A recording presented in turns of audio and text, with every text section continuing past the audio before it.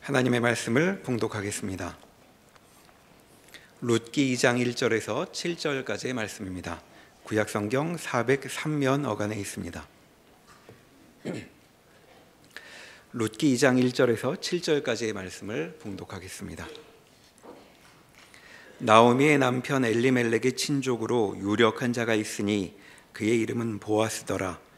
모압 여인 룻이 나오미에게 이르되 원하건대 내가 밭으로 가서 내가 누구에게 은혜를 입으면 그를 따라서 이삭을 줍겠나이다 하니 나오미가 그에게 이르되 내 딸아 갈지어다 하매 룻이 가서 베는 자를 따라 밭에서 이삭을 줍는데 우연히 엘리멜렉의 친족 보아스에게 속한 밭에 이르렀더라. 마침 보아스가 베들레헴에서부터 와서 베는 자들에게 이르되 여호와께서 너희와 함께 하시기를 원하노라 하니 그들이 대답하되 여호와께서 당신에게 복 주시기를 원하나이다 하니라. 보아스가 베는 자들을 거느린 사환에게 이르되 이는 누구의 소녀냐 하니 베는 자를 거느린 사환이 대답하여 이르되 이는 나오미와 함께 모압 지방에서 돌아온 모압 소녀인데 그의 말이 나로 베는 자를 따라 단 사이에서 이삭을 줍게 하소서 하였고 아침부터 와서는 잠시 집에서 쉰 외에 지금까지 계속하는 중이니이다. 아멘. 룻기는 시대적 배경이 사사들이 치리하던 사사 시대입니다. 그런데 같은 시대의 역사를 기록하고 있는 사사기와는 좀 다른 면이 이 룻기서에는 있습니다. 사사기에는 말씀을 보면 하나님이 친히 나타나셔서 말씀을 주실 때도 있고 때로는 하나님의 사자를 보내어서 주의 말씀을 대언하는 경우도 있습니다. 또 하나님께서 행하시는 놀라운 기적의 역사를 보게 하는 경우도 많습니다. 기드온이 300명의 군인을 데리고 미디안의 대군을 물리친 일이나 또 삼손이 보통 사람들과는 다른 큰 힘을 가지고 블레셋 사람들을 무찔러내는 일들, 이런 기적 같은 일들이 많이 있습니다. 그러나 룻기서를 보면 그 어디에도 하나님이 친히 나타나셔서 말씀을 해주신 적도 없고 또 주의 사자가 나타나거나 또 모든 사람들이 기적과 이적이라고 놀랄 만한 초월적인 사건들이 전혀 일어나지 않고 있습니다. 그러나 룻기 저자가 오고 오는 세대의 모든 성도들에게 이 말씀을 통하여 주시고자 하는 것은 하나님의 개입하는 은혜의 역사가 기적이나 초월로 우리 앞에 분명하게 드러나지 않지만 그러나 하나님의 은혜는 우리의 삶 가운데 이미 그리고 충분히 채워져 있다라고 하는 사실을 우리에게 전하고 있습니다. 룻기를 읽을 때마다 느끼게 되는 것인데 그런 초월적인 것은 드러나지 않지만 그 이상으로 하나님이 계획하시고 뜻하시고 예비하신 일들이 우리의 삶 속에 가득 담겨 있다라고 하는 것을 알 수 있을 만한 말씀들이 군데군데 잊혀지지 않게 드러나고 있습니다.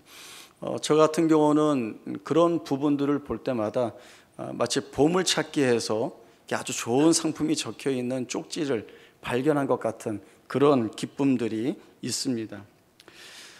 이런 것들이죠. 나오미가 모압 땅에 있을 때에 모든 것을 다 잃고 참으로 비탄한 가운데 있었습니다. 그때 고향으로부터 들려오는 소식이 하나 있었습니다. 여호와께서 자기 백성을 돌보시사 그들에게 양식을 주셨다라고 하는 소식입니다. 이 소식을 듣고 그 무거운 발걸음을 고향 베들레헴으로 향하여 가게 되지만 현실은 어떻습니까? 나오미와 룻을 위하여 양식을 쌓아놓고 기다린 사람은 그 누구도 없었습니다.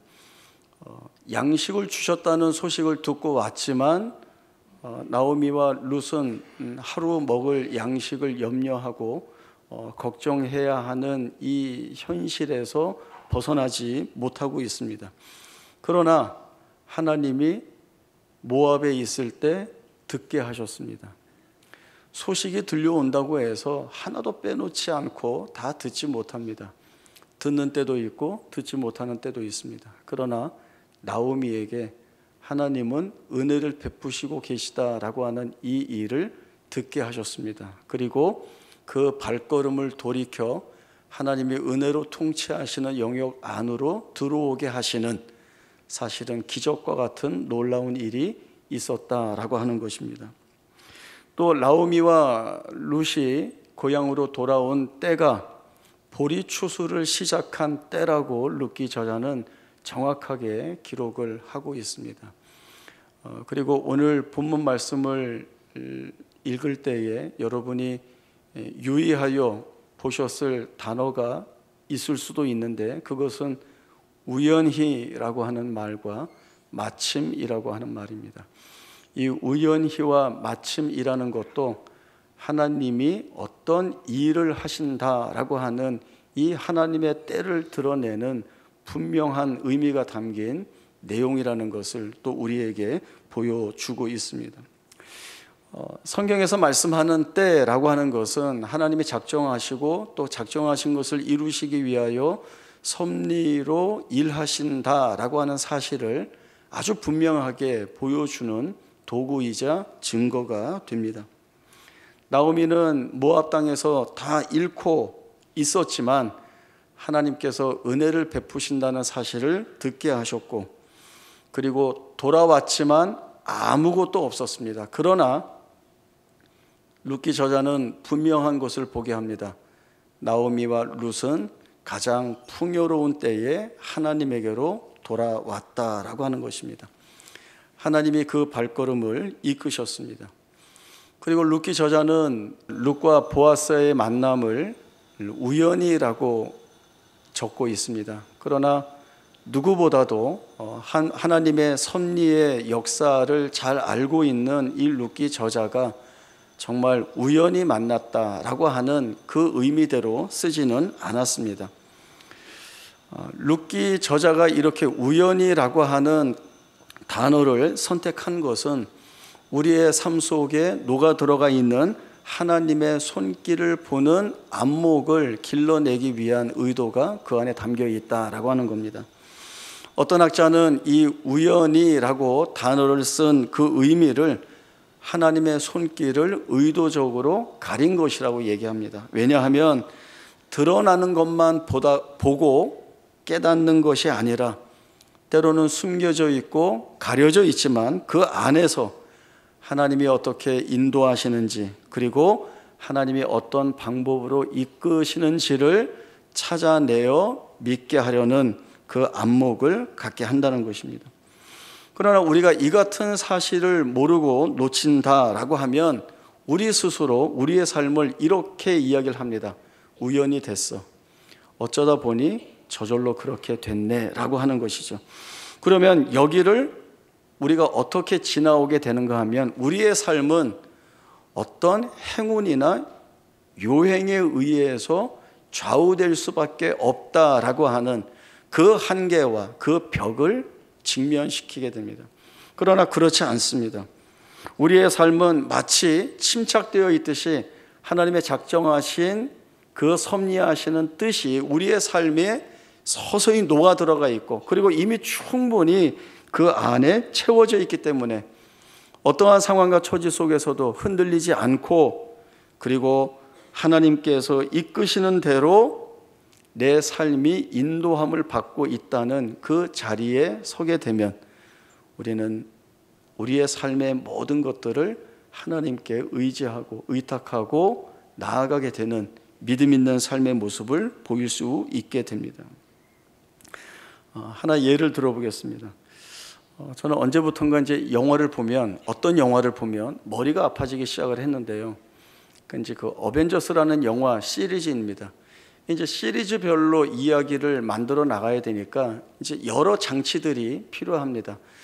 그리고 이 장치들을 이어가기 위해서는 그 영화의 주된 세계관이 필요한데, 이 안에서 세계관을 확장시켜 나가야 여러 사건들을 밀집시켜서 거기서 하나하나 풀어내는 어떤 그런 스토리를 만들어 갈 수가 있습니다.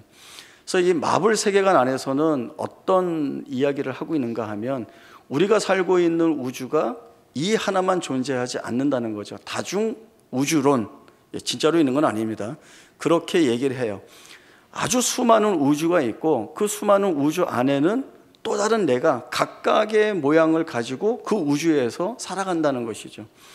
그리고 이 내용들이 상충되는 가운데에서 양자역학 이론에 근거하여, 저도 뭐 알고 하는 얘기는 아닙니다. 거기에 근거해서 여러 가지 문제점들이 드러나게 된다는 거죠. 그럼 여기를 풀어나가려면 뭐가 필요한가 하면 타임슬립이라는 게 필요합니다.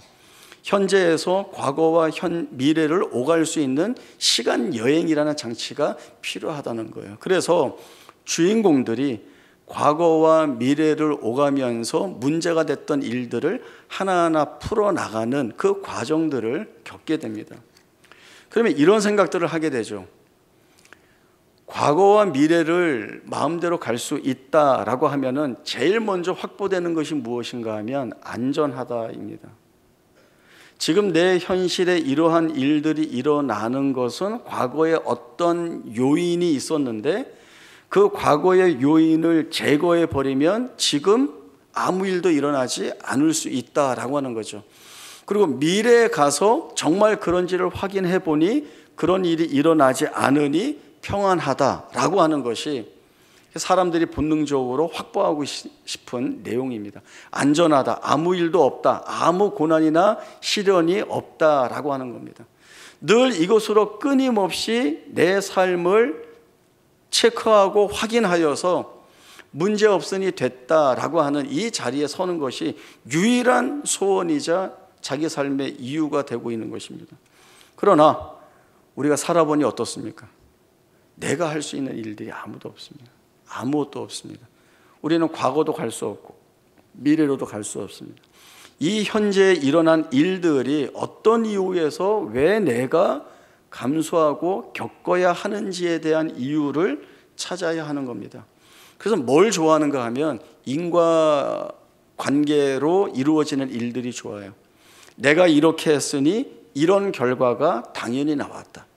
그러니 내가 고난이나 시련을 마주하지 않기 위해서는 내가 지금 여기서 무엇을 해야 하고 이렇게 했을 때 당연하게 뒤따라 나오는 결과들로 인하여서 나의 안전을 확보할 수 있다라고 하는 이 사실을 우리는 믿음으로 붙잡고 싶어 합니다. 그러나 그렇게 할 수 없어요. 할 수 있는 일들이 없습니다. 그리고 우리가 분명하게 알아야 되는 것은 무엇인가 하면 내가 내 생애를 책임지는 것이 아니라 룻기 저자가 초월이나 기적이 드러나지 않는 룻기, 나오미와 룻의 그 고통스러운 현실을 이야기하지만 그 안에 아주 깊게 그리고 아주 넓게 풍성하게 담아놓는 뜻이 무엇인가 하면 하나님께서 이 자리에 하나님이 가지고 계신 목적과 그 섭리하신 뜻을 이루시기 위하여 은혜를 베풀고 계시다라고 하는 겁니다. 나오미와 룻의 눈, 우리가 보는 그들의 현실 속은 비참하고 비탄하고 고난이 가득 쌓여진 인생이지만 눈에 보이는 그것이 다가 아니라 하나님이 그들에게서 이루실 것들을 이루시는 그 모든 시간과 과정들이 은혜일 수밖에 없다. 이미 너희는 이 은혜 안에 들어와 있다. 너희가 그 길을 가고 있다라고 하는 사실을 우리에게 말씀을 해주고 있는 것입니다. 하나님이 이 일을 하시기 때문에 잘못될 수 없고 실패할 수 없습니다. 오류가 있을 수 없습니다. 내가 잘못했어, 이거 처음부터 다시 해야 돼, 이런 것도 없고 실증이 나서 안 하시겠다는 하나님도 아닙니다. 하나님이 우리의 삶에 하나님으로서 하실 일을 가지고 계시기 때문에 그 어떠한 상황 속에서도 하나님의 섭리에 대한 소망과 하나님이 이루실 일들에 대한 기대를 가지고 살아가도록 우리를 우리의 삶 안에 붙들어 묶으십니다. 기대한다라고 하는 건 뭘까요? 기대한다라고 하는 것은 내가 원하는 것이 이루어지기를 바라면서 기다리는 것입니다. 근데 이 기대도 두 가지 의미로 저희가 좀 확인을 해볼 수 있습니다. 마치 어떤 경우인가 하면 저희가 사사기에서 그 시대에 왕이 없으므로 사람들이 각기 소견에 옳은 대로 행하였더라라고 하는 이 말씀을 두 가지 내용으로 살펴볼 수 있다고 했었습니다. 첫 번째는 그 말씀 그대로 중심적인 구도 역할을 할 왕이 없기 때문에 백성들은 그저 자기의 생각에 따라 자기가 하고 싶은 대로 살았다라고 하는 것이죠. 그러나 또 다른 의미로는 이스라엘 백성들은 하나님의 백성이기 때문에 중심 역할을 할 왕이 없어도 하나님을 왕으로 삼고 사는 자들이기 때문에 각기 소견에 옳은 대로 생각하는 것이 하나님의 말씀에 순종하는 것이기 때문에 그 말씀에 순종하여 사는 자들이 되었다. 이러한 의미도 있습니다. 물론 이스라엘 백성들은 후자가 아니라 전자를 쫓아갔기 때문에 실패하였습니다. 기대라는 것도 마찬가지입니다. 첫 번째는 전적으로 내가 원하는 것, 내가 이루어졌으면 하는 그 기대대로 이 일들이 이루어졌으면 좋겠다. 이렇게 바라고 소원하는 것이 기대이기도 하고, 또 다른 두 번째 의미로는 하나님이 내 삶에서 목적하셔서 그 하나님이 이루실 일이 무엇인지를 알기 때문에 하나님께 다 맡기고 그 하나님이 살게 하시고 세우시고 인도하시는 그 자리에 서서 하나님이 일하실 것을 내가 바라고 이 자리에 기다리고 있는 것, 그것이 우리의 기대여야 한다라고 하는 그러한 마음을 우리가 생각을 해보게 됩니다. 그런 기대를 갖고 사는 우리라고 한다면 우리는 절대 우리의 삶에 우연히 됐어, 저절로 됐어 라고 하는 이런 이해를 가지고 있지 않습니다.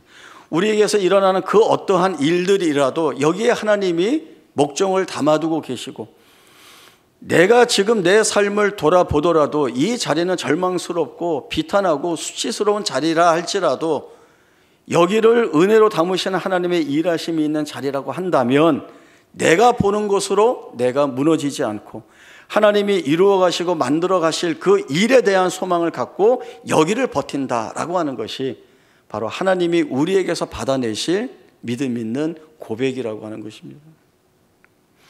룻이 이삭을 줍기 위하여 나갈 결심을 한 것, 내가 어느 밭에 나가서 이 양식을 구해오겠습니다. 나오미가 보내게 되죠. 아마 많은 밭들이 있었을 텐데, 그런데 우연히 자기 친족의 기업 물을 자인 보아스의 밭에 가게 되었습니다. 또 밭의 주인들은 보통 종들에게 일을 다 맡겨두고 그 밭에 거의 나오지 않는데 마침 보아스가 자기 밭의 추수의 때에 나와서 둘러보았고 거기에서 룻을 보게 됩니다. 이 모든 일들이 절대 우연이지 않다는 것입니다. 먹고 살기 위해서 밭에 나가서 땅에 떨어진 그 이삭 나달을 주어야 오늘 내가 먹고 살 수 있다라고 하는 현실은 너무나 궁핍한 그리고 수치스러운 삶입니다. 그러나 그럼에도 불구하고 우리의 생각은 이 빈궁하고 궁핍한, 그래서 수치스러운 이 삶의 자리라고 생각을 하지만, 그러나 곡식을 베는 사람들 뒤를 쫓아가 그들 뒤에서 하루의 양식이 될 것을 얻을 수 있는 것들이 하나님이 우리에게 베풀어 주시는 은혜의 조치라고 하는 사실들을 저희들이 알아야 합니다. 그것이 하나님이 우리에게 주시는 은혜입니다. 신명기 24장에 보면 하나님께서 이 말씀을 주십니다. 밭에 곡식단을 두고 왔다고 하더라도 다시 그 곡식단을 가지러 돌아가지 말라. 감람나무 가지나 포도나무 가지에 열매들을 다 거두지 못하고 남아있을 때에는 그 남은 것을 거두기 위하여 다시 밭으로 돌아가지 말아라. 그것은 나그네와 고아와 과부, 힘없고 연약하고 아픈 자들을 위하여 하나님이 남겨놓으신 은혜들입니다. 그렇게 하라고 하는 이유는 너희는 애굽에서 종 되었던 때를 기억해야 하기 때문이다. 우리가 종으로 살 때 비참했어, 그때 고생 많이 했어, 이런 과거를 회상하고 자신들의 당했던 고난을 돌아보는 그런 내용들이 아니라 가장 비참하고 어려운 그 시대에 하나님의 은혜가 아니고서는 살 수 없었다는 그 고백을 하도록 하나님이 이끌고 계시는 것입니다. 룻은 비참한 현실로 떠밀리는 것 같지만 사실은 하나님이 부어주시는 준비된 은혜의 자리로 걸어 들어가고 있다라고 하는 것을 우리에게 말씀을 해주고 있습니다. 우리는 늘 하나님의 뜻이 무엇일까에 대한 갈급함을 가지고 있습니다. 우리 마음의 소원이 하나님의 뜻대로 되었으면 좋겠다라고 하는 그러한 마음이 있기 때문에 그렇습니다. 참 귀한 마음입니다. 근데 우리가 이러한 하나님의 뜻을 이렇게 확인하고 싶은 마음이 있는 거죠. 하나님이 명확한 증거를 보여주세요. 그러면 제가 마음 놓고 믿겠습니다 라고 하는 겁니다. 하나님이 그렇게 역사하시고 이끄실 때가 있습니다. 그러나 다른 모양으로 이끄실 때도 있습니다. 그러나 어느 모양 어느 자리에든 하나님이 우리에게 확인시켜 주시는 것은 너희의 삶을 내가 붙들고 있고 내가 붙든 삶이야말로 너희에게 은혜일 수밖에 없다라고 하는 사실을 우리에게 말씀을 통해 가르쳐 주고 계십니다. 그렇게 해 나가면서 무엇을 보게 하시는가 하면 내가 할 일과 하나님이 하셔야 할 일에 대한 이 구분을 갖게 하시는 것이죠. 내가 할 수 있는 일들을 무엇이겠습니까? 열심히 주님 앞에 간구하는 것이고 하나님께 소망과 소원을 두고 기다리는 것이고 하나님은 하나님이 우리 안에서 가지고 계셨던 그 목적들을 이루어내시기 위하여 하나님이 친히 우리의 삶 가운데에서 역사하시는 일들입니다. 그 내용을 우리 창세기 24장에서 한번 찾아보겠습니다. 창세기 24장 10절에서 15절까지의 말씀입니다. 제가 말씀을 읽겠습니다. 이에 종이 그 주인의 낙타 중 10匹를 끌고 떠났는데 곧 그의 주인의 모든 좋은 것을 가지고 떠나 메소포타미아로 가서 나홀의 성에 이르러 그 낙타를 성밖 우물 곁에 굴렸으니 저녁때라 여인들이 물을 기르러 나올 때였더라. 그가 이르되 우리 주인 아브라함의 하나님 여호와여 원하건대 오늘 나에게 순조롭게 만나게 하사 내 주인 아브라함에게 은혜를 베푸시옵소서. 송중 사람의 딸들이 물 기르러 나오겠사오니 내가 우물 곁에 서 있다가 한 소녀에게 이르기를 청하건대 너는 물동이를 기울여 나로 마시게 하라 하리니 그의 대답이 마시라 내가 당신의 낙타에게도 마시게 하리라 하면 그는 주께서 주의 종 이삭을 위하여 정하신 자라 이로 말미암아 주께서 내 주인에게 은혜 베푸심을 내가 알겠나이다. 말을 마치기도 전에 리브가가 물동이를 어깨에 메우고 나오니 그는 아브라함의 동생 나홀의 아내 밀가의 아들 부두엘의 소생이라. 아브라함이 한 종을 불러서 그에게 미션 한 가지를 줍니다. 그것이 무엇인가 하면 너는 우리가 살고 있는 이 가나안 족속 중에 내 아들 이삭을 위하여 그 아내를 택하지 말고 내 고향으로 가서 거기에서 이삭의 아내 될 자를 구해오라 라고 하는 것이었습니다. 아브라함이 가지고 있는 마음의 소원이 있었습니다. 그것은 아들 이삭이 하나님의 백성으로 부름받고 있는 자들 가운데에서 그 아내를 택하는 것입니다. 이방인 가운데서 택하지 않기를 원하고 있는 거죠. 그리고 자기 종에게 부탁을 하고 보내는데 보내면서 아브라함이 하는 기도는 하나님께서 여호와의 사자를 너 앞서 보내어 이 일을 이루실 것이다 라고 하는 확정이 되어 있는 기도를 이 아브라함이 하고 보냅니다. 그리고 오늘 저희가 읽은 말씀은 이 종이 아브라함의 고향에 도착해서 하나님 앞에 드리는 기도입니다. 하나님께서 내 주인 아브라함에게 은혜를 베푸셔서 그가 원하는 대로 이 일이 이루어지도록 역사해 주십시오 라고 하는 기도이고 그리고 증거를 보여달라는 기도를 합니다. 하나님 제가 이렇게 했더니 이렇게 반응하는 여자가 하나님이 택해 주신 이삭의 아내 될 자라고 제가 보겠습니다. 그리고 15절에 말을 마치기 전에 기도가 끝나기 전에 리브가가 등장해서 이 종이 증거로 삼는 행동들을 다 하게 됩니다.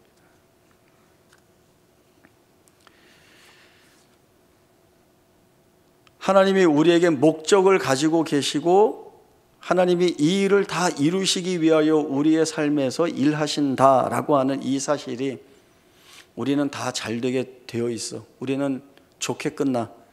우리는 고난도 별로 겪지 않고 다 복받고 잘 살 거야.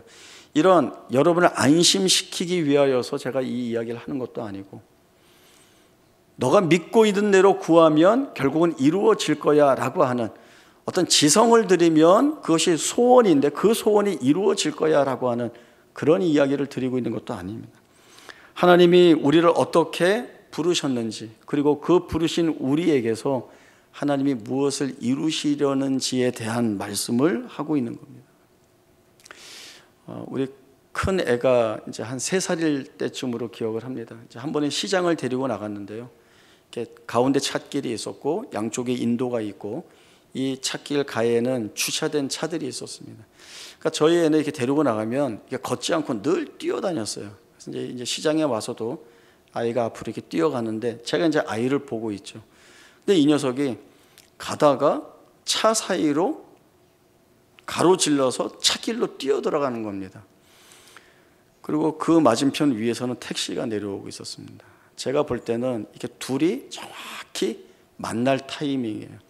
아이를 붙잡기에는 거리가 있으니까 잡을 수 없고 제가 찻길로 뛰어나가서 택시 기사분께 그냥 서달라고 스톱하면서 이렇게 이제 손짓을 하니까 마침 이분이 제 모습을 보고는 그 브레이크를 잡고 아주 가까스로 피하게 됐습니다.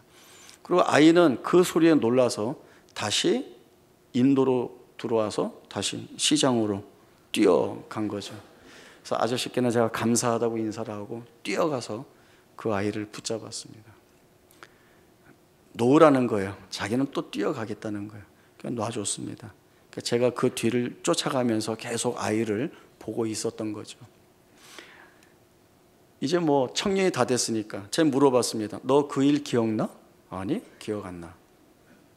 너 그런 일 있었는지 몰라? 몰라요. 아이에게는 없는 일입니다. 없는 일이니까 아이의 입장에서는 우리 아버지가 나를 그때 지켜줬어. 아버지 덕분에 내가 사고를 면했어. 그 생각 아무것도 없습니다. 그러나 실제 하는 사건은 뭡니까?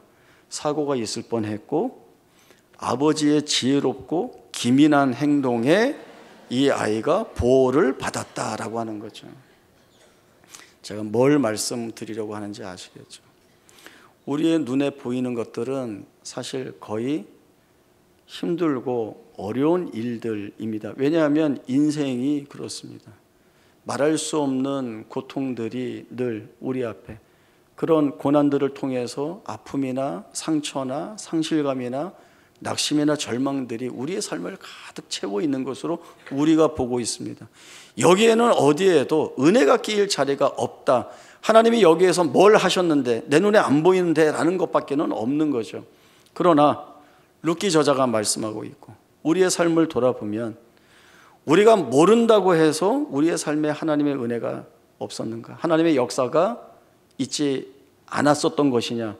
그럴 수 없습니다. 우리의 살아온 날들을 보면 정말 우리가 모르고 지나왔어도 놓치고 있어도 채워져 있었던 것은 하나님의 은혜일 수밖에 없다라고 하는 이 사실을 돌아보게 됩니다.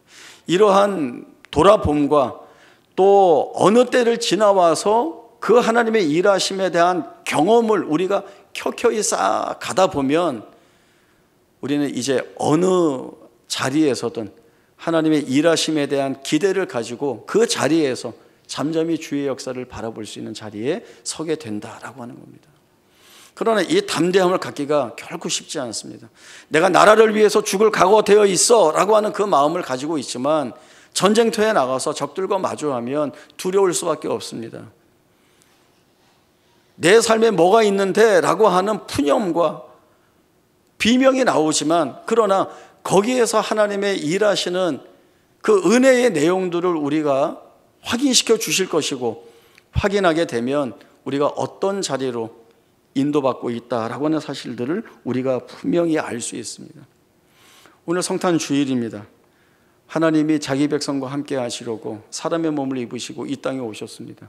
그 예수님이 겟세마네 동산에서 기도하신 것이 무엇입니까? 아버지야 할만하시거든 이 잔을 내게서 옮겨 주옵소서. 그러나 주님의 기도는 거절하거나 거부하겠다는 기도가 아닙니다. 왜냐하면 그 기도는 아버지의 뜻대로 되기를 원하나이다. 아버지의 뜻대로. 이것이 맡기는 겁니다. 우리에게 있어야 할 담대한 믿음의 고백에서 드러날 것이 바로 맡기는 겁니다. 맡긴다는 것에 대한 전제는 무엇인가 하면 하나님이 무엇을 하시든 저는 거기에 쫓아가겠습니다. 이 무엇을 하시든 안에는 뭐가 있을까요? 내가 원하지 않는 상황, 방법, 길, 처지 다 담겨 있을 수 있죠. 그러나 맡기는 자가 가지고 있는 믿음 있는 고백은 무엇일까요? 내가 원하지 않는 그 어떤 길이나 상황이나 자리라 할지라도 결국은 그 현실보다 하나님이 처음부터 갖고 계시던 그 목적을 이루시기 위함이라고 한다면 거기마저도 하나님이 은혜로 채우시고 그 은혜로 채우신 것으로 인하여 내 생애를 복되게 하실 것이라고 하는 그 믿음을 드러낼 수 있는 담대함을 갖는 자, 그가 바로 하나님의 뜻의 모든 것을 맡기는 자입니다. 모든 것이 합력하여 선을 이룬다와 하나님께 모든 것을 다 맡긴다가 같은 고백입니다. 우리는 하나님이 그 일을 하실 것을 무엇을 증거로 삼는가? 하나님이 인간의 몸을 입으시고 이 땅에 오셨다는, 자기 백성과 함께 하시기 위한 임마누엘 하나님이시라고 하는 것, 그리고 하나님이 목적하신 자리까지 이끌어 가시고 여기까지 인도하셨다라고 하는 고백을 하게 하시는 에베넷을 내시는 하나님, 그 하나님이시기 때문에 우리가 그 하나님께 기대하고 맡기고 가게 하시는 그 길에 갈 수 있다라고 하는 고백을 합니다. 때로는 육신의 질병과 고통 가운데에서 어찌할 수 없는 그 아픔이 있습니다. 그리고 궁핍하고 빈궁하고 빈곤하여서 아무것도 할 수 없는 때도 있죠. 누구에도 말할 수 없는 비참하고 비탄한 탄식을 토해낼 수밖에 없는 현실이 우리의 삶에 얼마나 가득한지 모릅니다. 그러나 눈에 보이는 그런 현실뿐만 아니라 보이지 않는, 이미 우리의 삶에 충분히 채워져 있어서 결국 우리를 복되게 하실 주의 놀라우신 은혜의 역사가 우리 안에서 너무나도 활발하게, 그리고 너무나도 분명하게 역사하고 계신다는 것이 오늘 인간의 몸을 입으시고 이 땅에 오신 주님의 그 모습을 바라보면서 우리가 가질 수 있는 뜻깊은 그리고 믿음 있는 고백이 되어야 한다는 것입니다. 이 귀한 고백을 가지고 우리의 삶에 하나님의 은혜의 역사를 담으신 그 하나님 찬송하고, 그 하나님 앞에 우리의 삶이 영광의 찬송으로 예배 드려지고 하나님께 올려드릴 수 있는 우리의 귀한 믿음의 고백이 되기를 주님의 이름으로 축원합니다. 기도하겠습니다. 하나님 아버지, 은혜를 감사합니다. 우리의 눈에는 우리의 현실이 그저 버겁고 절망스럽고 낙심스럽기 때문에 여기에 은혜가 없다라고 할 때가 많이 있습니다. 그러나 하나님은 영원전에 가지고 계신 그 목적을 가지고 우리의 삶 가운데 섭리하시는 주이시기 때문에 어떠한 자리, 어떠한 처지에서도 하나님은 은혜를 담으시기도 하고 이미 충분한 은혜를 담아 놓으셨기도 합니다. 그러한 하나님의 일하심을 우리가 붙들고 은혜의 자리로 나아가 믿음 있는 고백을 주 앞에 올려드립니다. 우리 하나님 영광 받아주시고 우리가 영광의 찬송으로 주 앞에 서는 기쁨들을 누리며 살아가는 복된 생애가 되도록 은혜 주시고 축복하여 주옵소서. 지금은 우리 주 예수 그리스도의 은혜와 하나님 아버지의 크신 사랑과 성령 하나님의 위로하시고 격려하시는 귀하신 은혜가 우리의 삶에 채우시는 하나님의 놀라우신 은혜의 역사가 이미 완성되어 있고 그것을 누리게 하시는 하나님의 복된 은혜가 우리의 삶에 채워져 있음을 알아 이 길을 담대한 믿음의 고백을 가지고 살리라 다짐하는 주의 사랑하는 성도들 머리 위에 지금부터 영원토록 함께 있을지어다. 아멘.